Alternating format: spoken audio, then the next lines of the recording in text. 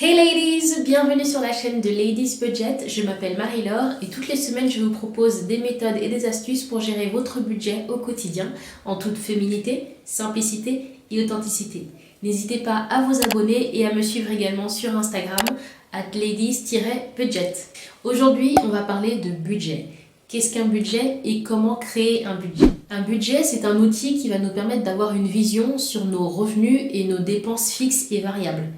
Pour faire simple, en gros, ça sera nos entrées et nos sorties d'argent. Le budget va nous permettre de comprendre où va notre argent. Il va nous permettre également d'anticiper des dépenses à venir dans le mois ou dans l'année. Et il va nous permettre également de planifier des économies en fonction de nos objectifs, de nos besoins, de notre style de vie et de nos circonstances de vie. Dans un budget, vous allez avoir plusieurs postes de dépenses. Moi, j'appelle ça des catégories. Vous allez avoir par exemple la catégorie logement, dans laquelle vous allez mettre votre loyer, l'électricité, ce que vous allez payer, les charges qui sont liées à ce logement. Vous allez avoir une autre catégorie par exemple qui sera alimentation. L'alimentation, du coup, c'est toutes les courses que vous allez faire dans le mois pour vous, pour votre famille, pour vos enfants, peu importe. Une autre catégorie, ça sera éventuellement le transport. Enfin, ça sera pas éventuellement, mais c'est surtout le transport. Si vous avez une voiture pour aller au travail, si vous travaillez, ou vous prenez les transports et vous devez payer une carte de transport, ça va rentrer dans cette catégorie transport. D'autres catégories qu'on oublie souvent de mettre, alors une des catégories qui est la plus importante pour moi, c'est la catégorie épargne. Très souvent, on considère qu'on peut épargner uniquement une fois qu'on a fait toutes nos dépenses du mois. C'est très faux. Pour moi, c'est quelque chose de primordial. C'est vraiment... alors déjà, il y a la sensation de se payer soi-même en premier tous les débuts de mois. Votre employeur vous paye, vous allez vous payer tous les débuts de mois. Que ce soit 50 euros, 100 euros, 150 euros, 25 euros, 20 euros, 10 euros, peu importe le montant. Le but, c'est de vous mettre cette habitude-là de vous payer en premier. Donc la catégorie épargne, moi en général, je la mets vraiment en haut de mon budget, de mon tableau de budget. Une autre catégorie qu'on va avoir tendance à ne pas mettre, pourquoi? Parce qu'elle fait peur, c'est les dettes. Si on a des crédits, des dettes sur le dos, des traites sur le dos, peu importe, il faut les mettre dans la catégorie dettes. C'est pas quelque chose qui est là pour vous faire peur, c'est pas quelque chose qui est là pour vous intimider et vous dire ah non j'y arriverai pas et tout, c'est compliqué, j'ai trop de dettes. Non, le but d'un budget c'est juste de voir ce qui se passe avec votre argent. C'est de savoir où va votre argent et ce que vous dépensez tous les mois. C'est tout. Il n'y a pas de jugement, il n'y a pas de peur à avoir, il n'y a pas de tabou à avoir, il n'y a pas besoin de cacher les yeux. Vous avez juste besoin de voir ce qui se passe et d'être clair avec ce qui se passe. Voilà, donc ça, ce sont les différentes catégories que vous allez avoir. Vous en avez beaucoup plus, bien entendu, mais ça, c'est en fonction de vous, de votre vie. Moi, j'ai peut-être 6 ou 7 catégories. Si vous êtes intéressé, je vous montrerai ça dans une autre vidéo. Je vous montrerai mon tableau de budget et comment je le fais et quelles sont les différentes catégories que j'ai mises pour moi, pour ma vie. Vous aurez des catégories totalement différentes, mais il faut retenir que les principales catégories qu'on va avoir, donc nos besoins principaux, l'alimentation, le logement, le transport et l'habillement. Ça, c'est les besoins principaux d'un être humain, de base. Deux autres catégories qui me semblent particulièrement importantes, c'est l'épargne et les dettes, s'il y en a. Alors, au début, on ne sait pas par quoi commencer, par où commencer. Ça a l'air trop gros, ça a l'air trop compliqué. Ce que je fais, moi, en général, et dans tous les cas de figure dans ma vie, à tous les niveaux de ma vie, au lieu de, quand vous avez une grosse montagne qui est devant vous et vous vous dites mon Dieu il faut que je passe de l'autre côté de la montagne, au lieu de commencer à gravir la montagne, ça vous prendra un temps de dingue, essayez de voir si au pied de la montagne il n'y a pas un petit trou, un petit espace, une petite porte par laquelle vous pouvez passer. C'est-à-dire faire les choses, commencer les choses de la manière la plus simple possible. Donc on va faire simple, je vais vous donner 4 étapes à suivre pour pouvoir mettre en place votre budget. Première étape, vous allez pendant 1 mois, 2 mois ou 3 mois, en fonction du temps dont vous avez besoin, peu importe, vous mettez le temps nécessaire, vous allez tracer vos dépenses. Qu'est-ce que je veux dire par là? Chaque fois que vous allez faire une dépense, vous allez prendre un papier, un crayon et vous allez noter chacune de ces dépenses. que vous achetez une baguette de pain dans la journée, vous allez la noter. Et le montant, bien entendu, de la dépense. Vous allez dépenser votre loyer. Dans le mois, vous allez mettre loyer 500 €, 600 €, 1000 €.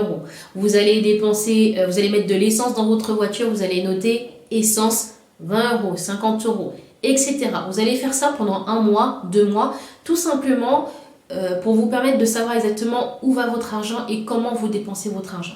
Attention, cet exercice-là, ne le faites pas avec une arrière-pensée. Faites-le de manière naturelle, exactement comme vous allez dépenser votre argent tous les mois. Chaque fois que vous sortez votre carte bleue ou que vous sortez de l'espèce, notez-le. Qu'est-ce que vous avez acheté et à combien vous l'avez acheté. Deuxième étape, vous allez classer chacune de ces dépenses. Donc sur le même papier, toutes vos dépenses sont répertoriées, elles sont toutes notées là.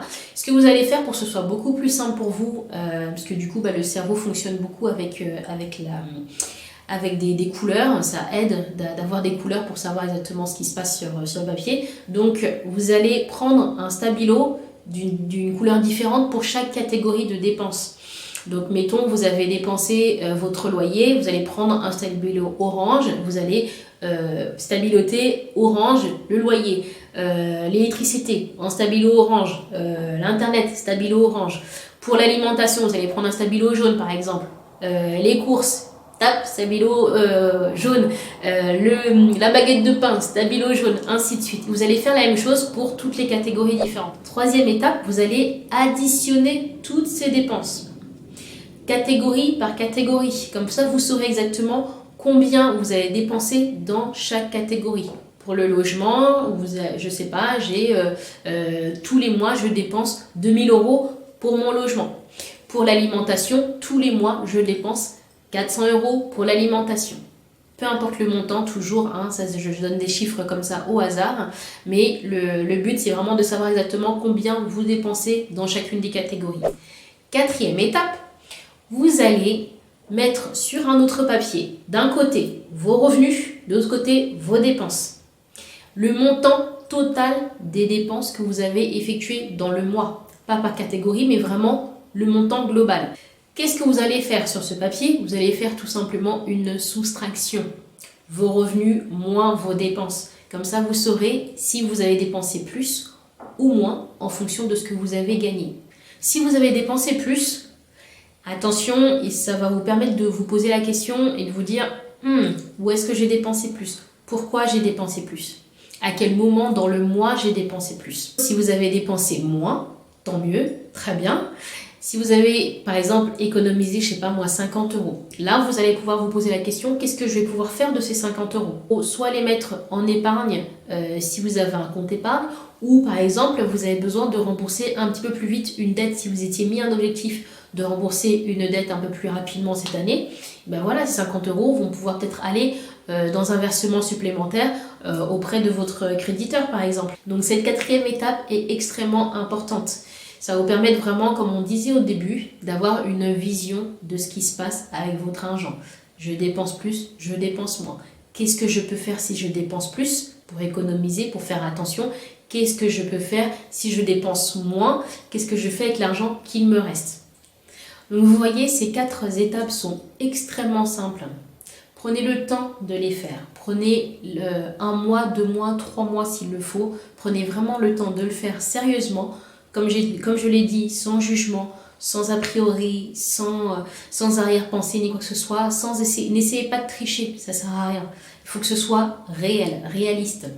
Donc une fois que vous aurez fait tout ça, ensuite vous pourrez faire votre budget. Que ce soit sur Excel ou sur une feuille, dans un carnet, peu importe, vous allez ensuite pouvoir faire votre budget tranquillement parce que vous aurez une vraie vision de ce qui se passe avec votre argent.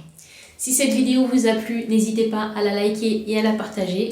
Abonnez-vous et suivez-moi sur Instagram @ladies-budget. See you ladies!